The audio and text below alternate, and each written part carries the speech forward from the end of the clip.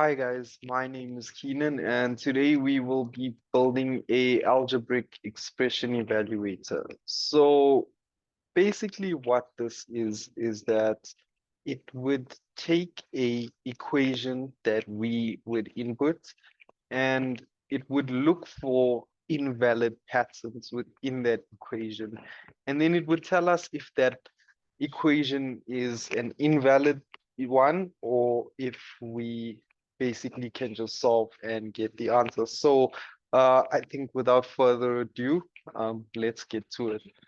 So the first thing we would need to do is import RE, right? And the reason we would import RE is that this is basically a library that allows us to search various things within lists, you know, strings, etc.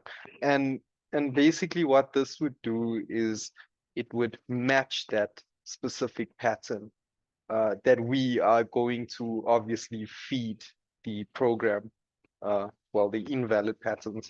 So I think firstly, uh, let's create a let's create a function to obviously evaluate this expression or a function that we can call. So let's just try doing this, right? So let's go for it. Our first function will be to evaluate the expression, right? And the parameter we're going to want to pass in here would be equation. And this would basically be the input from our side that we need to obviously get this thing kicking. So if I'm reading correctly, we need to basically have a list of patterns, patterns that we don't want to see in our equation. If we do see one of these patterns that we don't want to see, then we will need to obviously declare that equation as invalid. So the first thing we're going to do is we're going to create a variable called equation. And then what we're going to do is we are going to replace the spaces with blanks. So this will just put everything together nicely so we don't have to check space, digit, space, letter, you know. Um, so yeah, and secondly, what we would then need to do is check if something is valid or invalid. So we would need to then create another function for this. So we would say def is val or is valid. And then we would need to make equation the parameter. And then we would want to return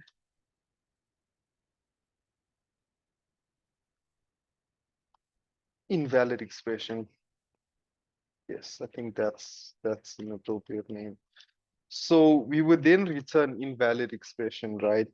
And what this would basically do is this is going to basically check if something is valid, meaning this will be what checks whether the pattern matches our list of invalid patterns or if it doesn't. So what we could do now is create a function for this. Oh, apologies, the function should be created over here. So the reason I say if not is valid, basically, it means if we cannot pick this up, or well, yeah, if we cannot pick up anything valid, meaning if this function returns back false, then it means that it would therefore return not and be an invalid expression. So just to not confuse you, let me just write this code out, and hopefully we can see. So we now need to create a list of invalid patterns, right? That we need to then match with the equation input basically. So let's do this, right? So we'll create a list, and then we'll use R because R is for raw data string. And then what we would do is we need to search for digits. So if there's digits and if there's letters, um, so A to Z capital and then A to Z small, and what else? Let me look at the list. And if it's, yeah, all right. So next one. So we need to also account for um, empty parentheses. So apologies. Um, and yeah, so we're just gonna use an escape character to make it, reflect as empty. So another raw data string, maybe what else? So maybe if we see um, a digit and then another string, apologies, another string,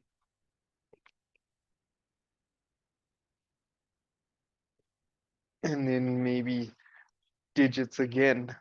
Uh, that's something that we wouldn't want to, of course, see in our string. What else? So let's see. Um, maybe if there's just digits and then an empty space next to it, then we wouldn't want to see that. From what I can see, that is an issue here on the equations that the sample sheet we were provided with has. So I think this should be fine. So basically we what we would need to then do now is iterate through this list and then search to see if any uh, invalid patterns match with our equation. And then if it does, we would return false, therefore deeming it invalid, and obviously would fall and give that return response. So I'm just going to say here for pattern in invalid patterns, then what we could do is if, and this is where the import library comes in. So if re.search for pattern in equations, then we need to return false, right? So this would obviously trigger the invalid expression response, right? And then if it doesn't, what would we need to do then? We would need to return is true, right? So this will basically validate the equations, and uh, well, this is our base. This is where we can actually check, is our equations valid or are they not? So the next thing we would need to do is then create a function to see or to convert numbers to float. So def is float maybe, and then I'll make nums the parameter, and then we can try and float nums. So if it is a number, it will be read in as a float, and it will, and well, we'll need this to return a true value. Oops, apologies. And if it isn't, then we want to return a false value, right? So that should also that will also trigger the invalid expression to come up. So um yeah, well, basically for now, uh that's what we need. The next thing we need to do as per the task is to solve this recursively. So this is a bit of a tough one, and truth be told, this is what actually took up a lot of time for me. So yeah, without further ado, yeah, I think let's start it. Yeah, in terms of research, it was quite a doozy. I think going into recursion further is definitely worth your while. I think it will help greatly improve skills. So, right, let's get a helper on board. So let's do this, right? So what do we need here, right? So we need to recursively check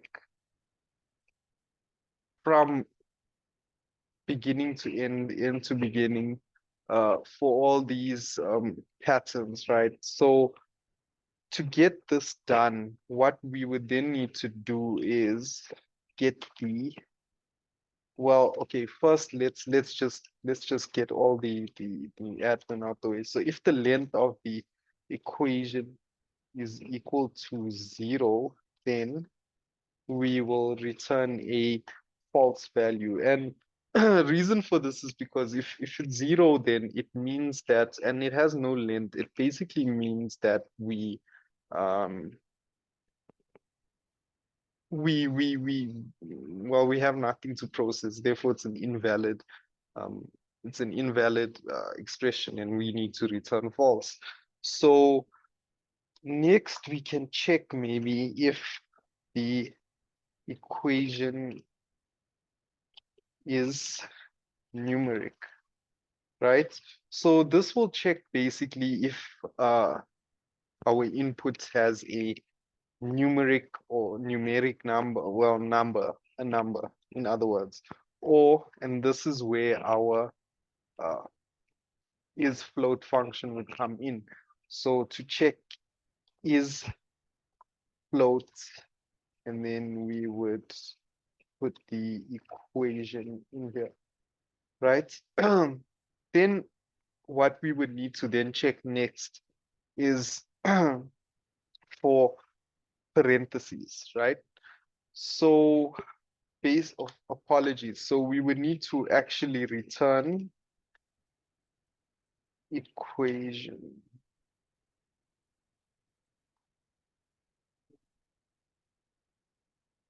Well, okay, it would be easier to actually return everything as a float. So yeah, so we want to then return this as a float. Next, we need to check or do something about the parentheses. So how we could go about this is possibly by indexing, well, getting the index of the parentheses and getting everything that starts before the parentheses, sorry, and get everything that's after the parentheses, and then evaluate whatever is in between. That way you are recursively going through the equation, and you are obviously not missing. So, okay, without further ado, let me start. So if we have a open parentheses in the equation, then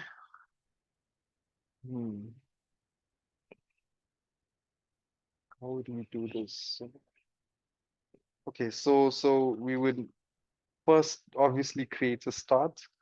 So our start would be equation dot r index. Yeah. So what r index will basically do is it will go through the equation from the end to the beginning. So reverse index, I would like to think of it like that. And then what it does is it will get the exact index of where the parentheses opens, right? So we would obviously use that, right, to find out our index of where the parentheses actually opens. So thereafter that, right, we would need to find the end, right? So um, how we would do this is we would need to look for the close parentheses. So um, if I can say equation starts and forward. So we want to look from the equation of basically the index of start and forward, right? So we then want to obviously find the index from there for our close parentheses. So yeah, just like that. So thereafter, right, sorry. So thereafter, what we would then need to do is obviously, I would think return a, well, we would need to then call our function to evaluate, right?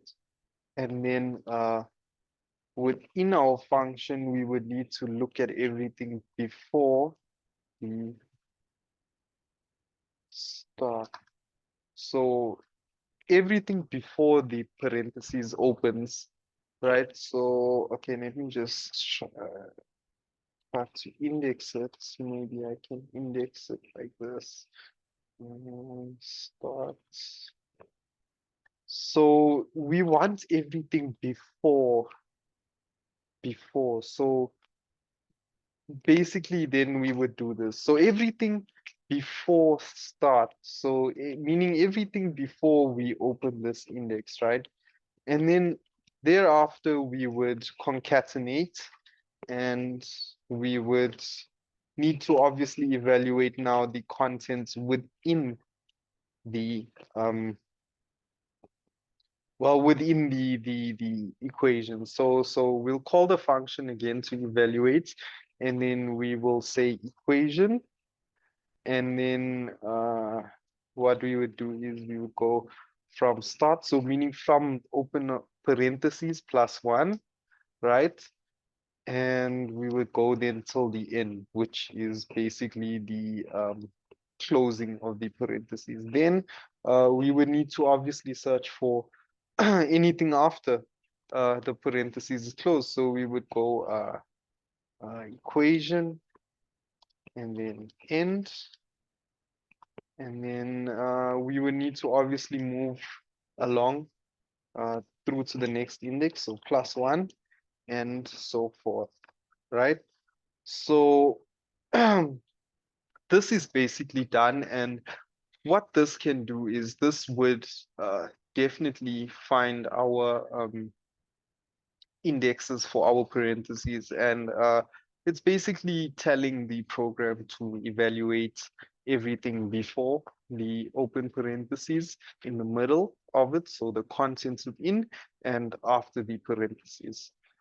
So the next thing we could possibly move on to is the checking for basically if this is multiplication or division. So how we could maybe start this off is, say, um, we could use a for loop for I in range and length, sorry, range and length of the equation. Then um,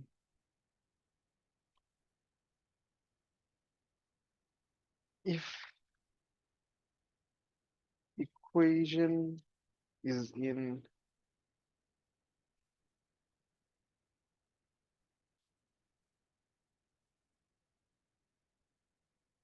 then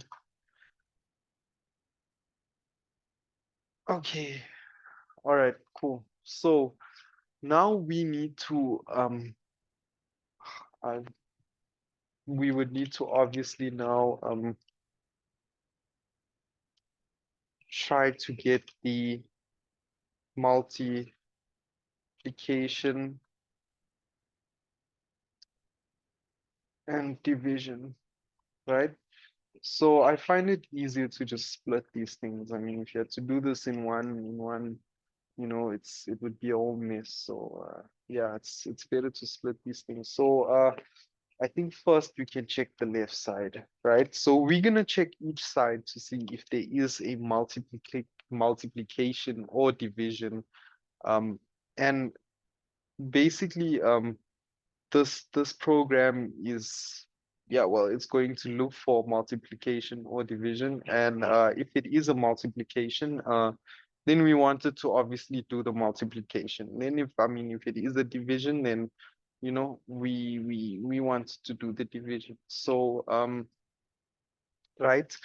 So what we could possibly do here is um we could call our function to evaluate the equation uh, and evaluate, I guess, everything before, yeah, before the before the iteration, and think right side, can make this right side. We can evaluate everything. How would I do this? Oh, apologies. Evaluates everything. Hmm.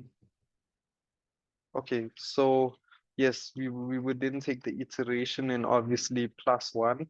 So, we could basically we could basically just go along the list. Well, the equations, we could go along to the next index. So we wanted to obviously evaluate like this. So everything from I and going forward, right? So that way, everything, gets evaluated. So uh let's just, and I think just to be thorough, maybe we could throw in a if statement. So if left side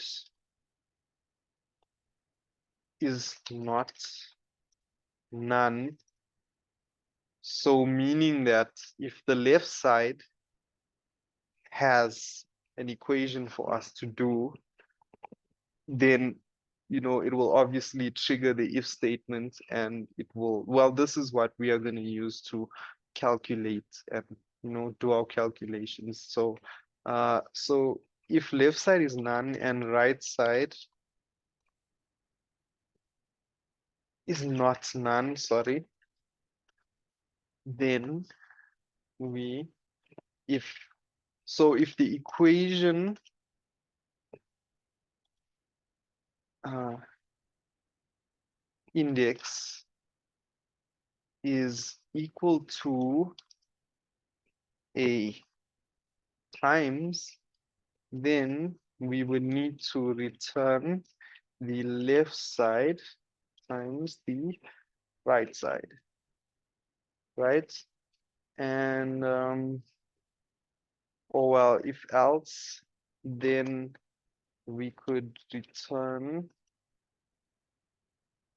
the left side divided by the right side. Okay, so basically this is what it's going to basically take to you know um get it to evaluate and do the actual calculations itself. Not too sure if we were supposed to do that, but yeah, I thought it would have been nice. Oh, sorry. So if equation index by I, mm, right? Because we need to look for, we are looking at specific indexes to see if we find this or this. So yeah, I guess we could do the same things because for plus and minus, we've only doing times division. So should work out the same. So yeah, I just copied and pasted here. No need to waste unnecessary time if you don't need to. So what we can do here is just maybe change this to a plus and a minus, and then oh, oops, obviously change that to a plus, and then do that, and then do that, right? So this in theory definitely should work. Um, well, I think let's possibly maybe test it one of the on one of the cases. So yeah, well, we'll use this. We need to evaluate the expression, right? So oh well, this is not going to. Oh, so apologies. I haven't got my functions here. So if the result or res is equal to uh, equation, right? So we make this the result, right? So if the result, oh, sorry, if result is not none, then we can return the value as a string. Yeah. And or else if the result is, oh, sorry, results is res is equal to false, then we will return invalid expression. Invalid expression. Right, so this should be everything required in order to run the program successfully. Um, well, yeah, let's just hope it works. Yeah. So let's see. So we just get one of these.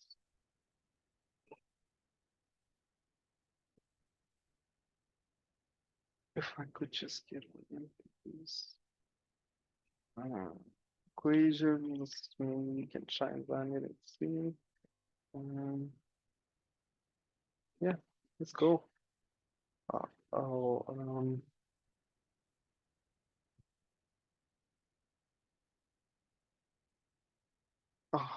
undetermined. Hmm, 917. Okay, I see. So, huh,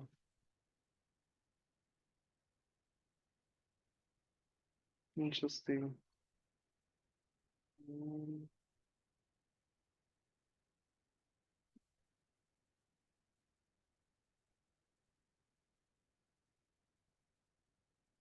okay, so, what could be the issue here?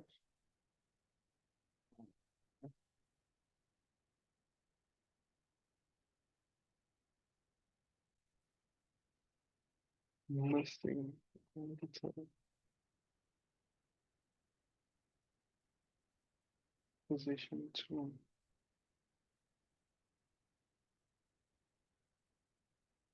Oh, my bad.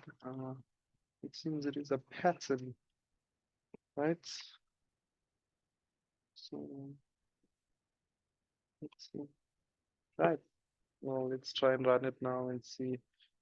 Maybe just crossing fingers. Oh, okay. Um, let's see.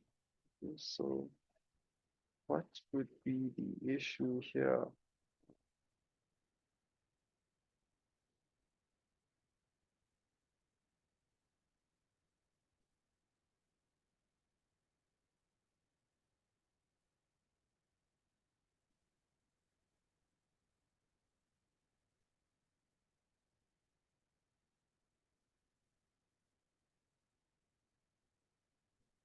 this? Oops. Apology.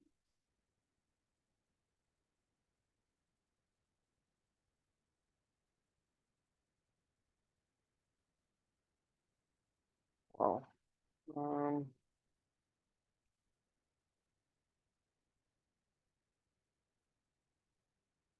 Undetermined pattern at position 2. Hmm. So I think the issue here was definitely the equation. So I guess let's see if it runs now. Function object is not subscriptable. Oh, apologies. Uh,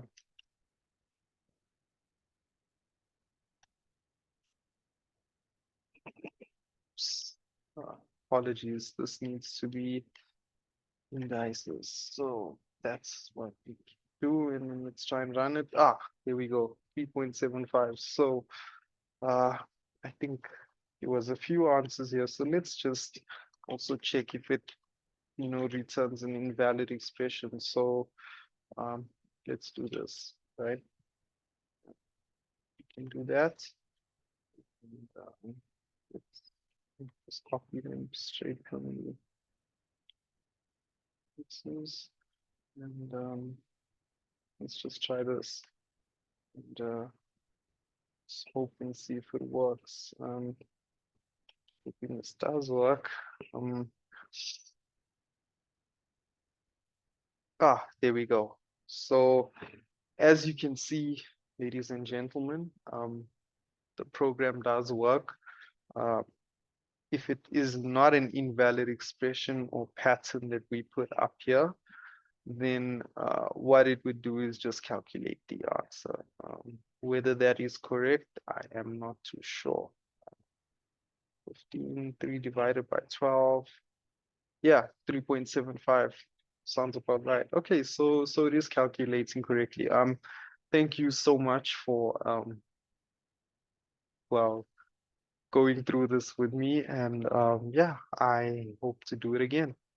Thank you.